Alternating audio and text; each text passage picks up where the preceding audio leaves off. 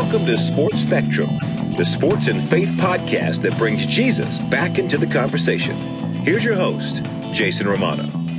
This episode of the Sports Spectrum podcast is presented by Ronald Blue Trust, one of our newest sponsors here at Sports Spectrum. Wealth management strategies and trust services based on biblical principles. That's what Ronald Blue Trust is about. They apply these biblical principles and biblical wisdom and technical expertise, helping their clients make wise financial decisions to experience clarity and confidence and leave a lasting legacy. The company's certified financial planning professionals offer comprehensive financial planning and investment management services, again, based on biblical principles, to individuals and families across the U.S. who are beyond the debt problem stage but want to be good stewards of their wealth. Check it out by going to their website, ronblue.com. Ron Blue, just like it sounds, RONBLUE.com, and learn more about how Ronald Blue Trust, can help you in your financial endeavors. Today on the podcast, we welcome South Florida head football coach Jeff Scott. Now, Jeff is brand new to this job. He was named the South Florida coach in December of 2019. And if you know that name, Jeff Scott, that's because you've been watching a lot of college football and you know about Clemson's college football success over the past few years. Jeff joined Clemson in 2008 and was a coach there until 2019 under head coach Dabo Swinney. He won 2 national championships with Clemson, had a lot of success there, and helped the Tigers to 5 straight college football playoff appearances, 4 college football playoff championship game appearances, and of course, the aforementioned 2 national titles. Jeff started out his college career as a player at Clemson from 2000 to 2002 under Tommy Bowden as a wide receivers and special teams player. Jeff's pedigree as a coach comes from his dad, Brad, who was a former South Carolina head football coach and a longtime Clemson assistant. And now Jeff gets a chance to become the head man, the head coach at South Florida. So he's implementing his system and he's getting ready for the season. And then all of a sudden, the coronavirus outbreak hits and everything changes. And Jeff's had to adapt on the fly here because they don't teach this stuff to anybody on how to prepare for a coronavirus outbreak or a pandemic. And Jeff's had to navigate that new world as the head coach at South Florida, building this culture and really doing it virtually through the computer and through a webcam, as he says. Jeff's also got a great story of faith, a real strong testimony of his walk with Jesus Christ. So I think you're going to enjoy this conversation here with South Florida head football coach Jeff Scott, joining us here on Sports Spectrum.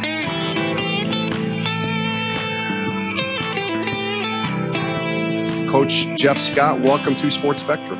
Yeah, thank you. Glad to be with you. It's good to have you here, Coach. You were named head coach in December. Here we are, early spring, if you will, that we're taping this interview. The world looks a whole lot different today. So what's these past few weeks been like for you since basically we've all been put on hold with the coronavirus? Absolutely. There's no doubt it's been a challenge. I knew that there were going to be some challenges in my first year as a head coach, but this definitely was not one that I had on my radar. And so I think, even, taking the coaching hat off, just, outside of coaching with your own family and your own community and, just trying to make sure that everyone's healthy and safe and just really trying to take everything in for everything that we're dealing with. I mean, I was up at the grocery store this morning at 7:30, standing in line with everybody else in the area, trying to get some stuff for the house. So, there's a very human element that goes along with this. And so that's definitely been part of it. And then, the big part for me is my role as the head coach is to, lead our staff and our players and give direction during a time of maybe some uncertainty that's going on right now. And so really just kind of putting a plan together. That's really what I did over the last 10 days, just really thinking through, talking to some other coaches in the profession, because I don't think that there's a book for how to handle this situation. So really everybody's kind of feeling through it for the first time. But the biggest thing is giving your staff and your players a plan and some direction, letting them know that, hey, it's okay that there's some uncertainty going on, and just kind of, number one priority for all of us is to make sure that everybody, stays safe and healthy during this time and looks after their family. And then, anything that we can do football wise on top of that is just a bonus at this point. Yeah, this wasn't in the game plan when you're talking to Dabo or anybody else that's been a head coach and like, Coach, help me out with what to be prepared for. This wasn't in that, was it? No, it definitely was not. But, there's also something, obviously it's a difficult situation for so many people, but there's maybe in a strange way, some excitement that comes from kind of handling a challenging situation. I think maybe part of my reason for wanting to leave Clemson is really kind of take that next step and have some new challenges. And, sometimes when you start to get comfortable in your job, you're ready for a new challenge. Sure. And so, be careful what you wish for, right? Because this definitely is a big challenge and something new. But I guess what I'm saying, there's an excitement among our staff as we kind of going through this process, trying to come up with a plan and trying to navigate through something that really nobody's ever experienced before in our profession. So, there's a interesting energy and excitement among our staff and players on the football piece, just having to balance that with the personal piece of what's going on, outside of our walls of our house. Jeff Scott's our guest here on Sports Spectrum, South Florida's head football coach. A lot of years with Clemson, a lot of success there. As you sort of transfer into this new role, what were you thinking in terms of culture and trying to set the tone for this team before everything kind of changed and you're basically doing this on a Zoom call with me, but you're also probably communicating with a lot of your staff and others on a Zoom call and through technology. But before that, what was some of the things that you wanted to kind of set up in place before basically the world was shut down? Yeah, well, one thing that I've learned being at Clemson around Coach Swinney for the last 12 years is how critical the culture is to a program and to a football team, just like to a business. So for me, a big part of my goal for the spring was really to kind of establish our culture within our football program and really kind of share the vision that I have and our coaching staff has for the program, share that with the players and kind of let them know what that looks like, and really to communicate that message to them and hopefully to see them buy into that. And so that's probably one of the most difficult things about what we're going through is I just don't get that, face-to-face time, those team meetings that you would get in the spring, we're having to do behind a webcam and make the best of a difficult situation. But there's no doubt. I mean, I think the most critical piece to establishing, the program that we want is to get the culture in place, get the kind of the foundation built within our building, within our program. And, we were off to a good start with that. And, we just kind of had to all go home and call a timeout. And, but we're definitely doing some of that, through these video chats and different technology softwares. Obviously, I think spring practice would be happening pretty soon and a lot of the different things that you'd be able to get together with your players, and you're not able to really do that. So how are you just communicating with them and giving them specific individual drills and things to work on their own time and trusting obviously that they will do that because we're all kind of isolated here? Yeah, well, we actually set up a plan where we have a Monday through Friday, we have an hour-long meeting with our players. 10 o'clock every day, Monday through Friday. One day I'm having a team meeting during that hour with all the players and all the coaches on one video conference call. And that's, again, time for me to kind of share that vision and culture piece and really speak into our program. And then, 3 days out of the week, the players will be in a conference call with their position coach where they're able to kind of talk and see each other. And there's a lot of different things that are being talked about there. Again, kind of building that chemistry within their own position group and with their position coach. And then one day is an offensive team meeting or defensive team meeting. So really trying to give our guys some structure so that they're not just staying up playing video games all night, sleeping in, till noon every day. So there's a little workout element that we're suggesting and kind of setting up for them to do in the mornings at their house. And then we have some meetings following that up every day at 10 o'clock. Sports Spectrum is the intersection of sports and faith. So let's intersect the conversation a little bit with your faith. I know how important that is to you. How important has that element been in all the uncertainty and the transition going from Clemson to South Florida and kind of keeping you grounded in terms of your walk with the Lord? Absolutely. I think it was huge. Number one, probably for the last 3 years, I've had a feeling that the day would come where maybe I had an opportunity to leave Clemson.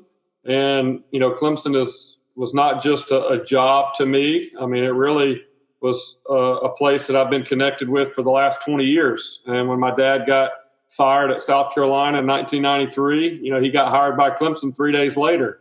And so Clemson was kind of that place that gave our family a second chance, if you will. Yeah. And then, not long after that, I went and walked on at Clemson, met my wife, Sarah, our freshman year at Clemson. We both graduated from there and then were able to return back to Clemson 5 years later and just spent 12 years there at Clemson around so many great people. And so for me, really my prayer would for the last 3 or 4 years, kind of looking at, what would this opportunity look like for me to leave a place like Clemson. I really was just praying for a peace that maybe the Lord would, help me know that, hey, this is the right move. And really this is the path that, he's laid in front of me. And so really that's what I prayed for. And, in my mind before I went through the process, I thought that there would be a big kind of a pull and tug going back and forth between my emotions and my love for Clemson and my goal of being a head coach.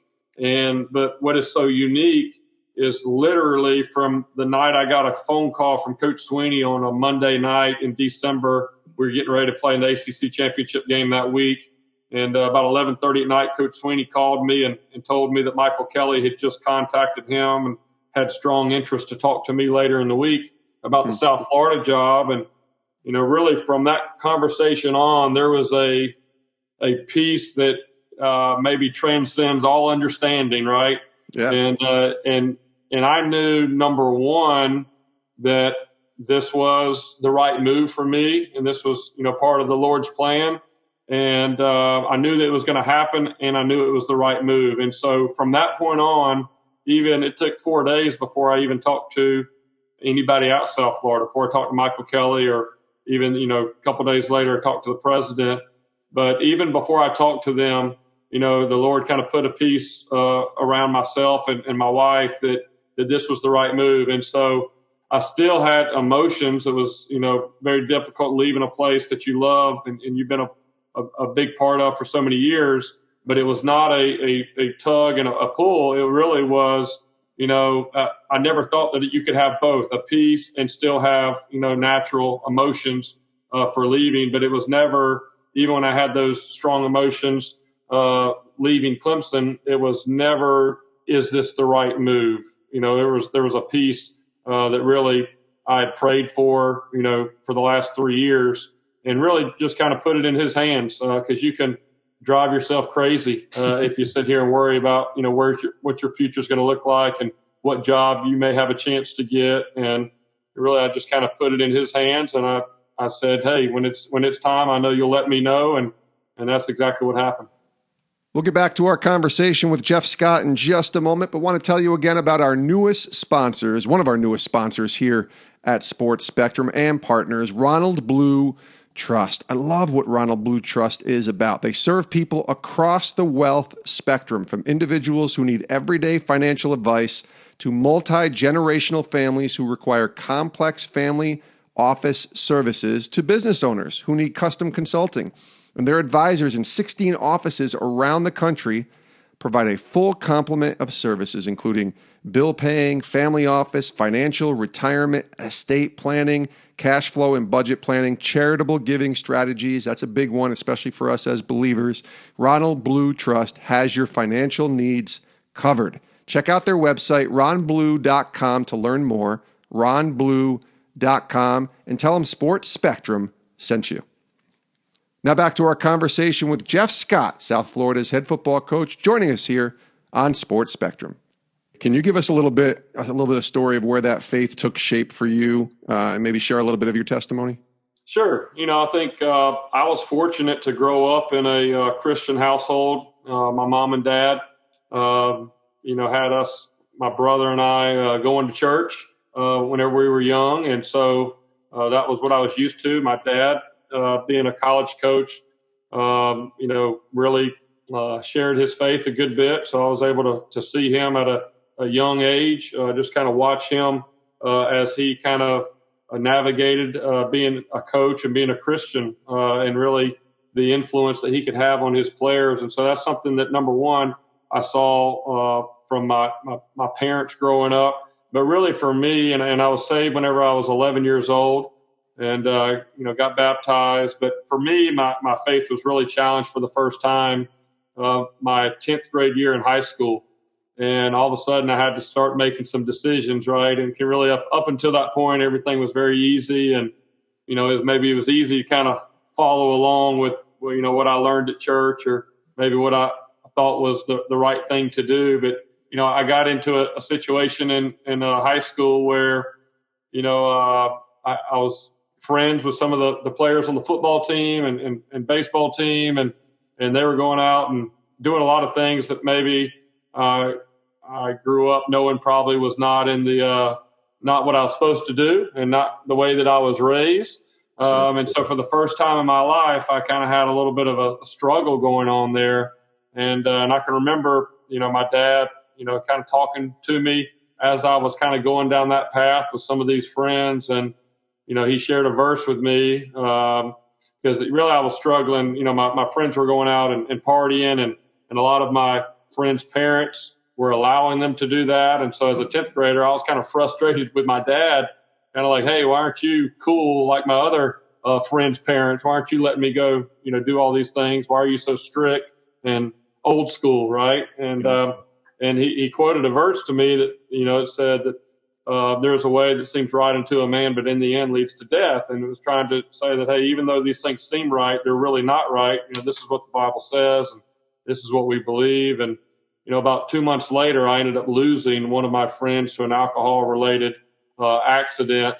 And that's really when, God got control of me. And I remember I found out that morning I was actually sitting in the library at school, maybe doing some homework or something before class. And one of the girls walked in the library, one of my friends, and told me that Justin Porter, who was one of my friends, who was a couple years older than me, had just been killed the night before. And I just remember being devastated. And I went out to the football field that morning and really just laid down on the high school football field on the 50-yard line, and was crying and all upset. And really I just could hear the Lord kind of speaking to me and telling me that, hey, I've got a special plan for your life, but you've got to be fully committed to your Christian walk.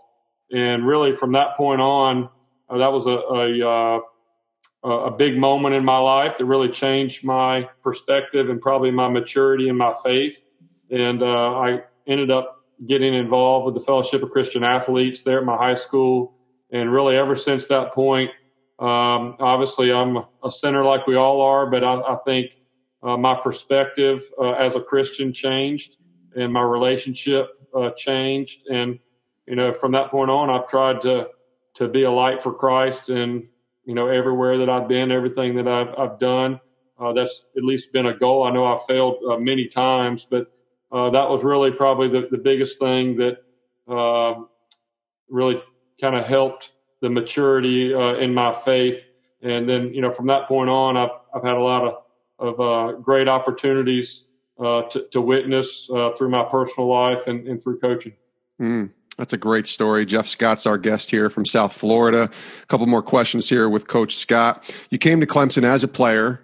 Maybe a lot of people who are outside of the world of Clemson may not remember you as a player there, but then as a coach, certainly, and left a two-time national champion under Coach Swinney, Dabo Swinney. I want to ask you about Dabo. I'm sure you get asked about him quite a bit, but I want to ask you about what he meant to you, not only as a coach, certainly as a friend, but even as a brother in Christ, because there's a guy who's as spoken about his faith as there is, but he does it in such a unique way that doesn't ever feel forceful or your way is wrong, my way is right. He just does it in such a passionate, loving way. Tell me about Coach Swinney and what he's meant to you, both on the field, but even more off the field. Yeah, I mean, I'm very, very blessed. I mean, really the three probably biggest mentors for me in the coaching profession are, number one, my father, and then number two, growing up, Bobby Bowden. And then number three, who I've been around for the last really 17 years, coached with him the last 12 years at Clemson, and Coach Swinney. Yeah. And, Coach Swinney is exactly what you see, very genuine. He's very real. His faith is very important to him, but he doesn't force that on anybody. He really just lives his life. It doesn't matter what he's doing. He's going to do his absolute best. And, what I've been able to witness is the consistency in the way that he lives his life, that I'm not sure that anybody can live with a consistent life like that if it's not, through their faith. And I think just the foundation that that is really his life is built on has allowed him to weather any storms. He's got an incredible story. He didn't have it easy growing up. And I think a lot of that is kind of built into the man he is and the Christian that he is today. But to watch him around his family, to watch him around his players, and to watch him around his coaches, I learned a lot. And I think I could not think of a better man and a better coach to really be able to learn under than Coach Swinney. Is there one lesson? This is probably an unfair question when you're around a guy for 17 years, but is there one great lesson that you'll take from Dabo with you now as a coach, as a head coach at South Florida? Yeah, I think probably the biggest lesson is it's okay just to be who you are and really not worry about trying to do it the way that everybody else does it. I mean, I could list 1,000 things that, Coach Swinney just kind of did it a different way. And it was just the way that he believed in because it fit him as a person and as a coach. And, one example of that is, when we were at Clemson, we really did not practice on the weekends in the spring. He wanted the coaches and the players to have the weekends off.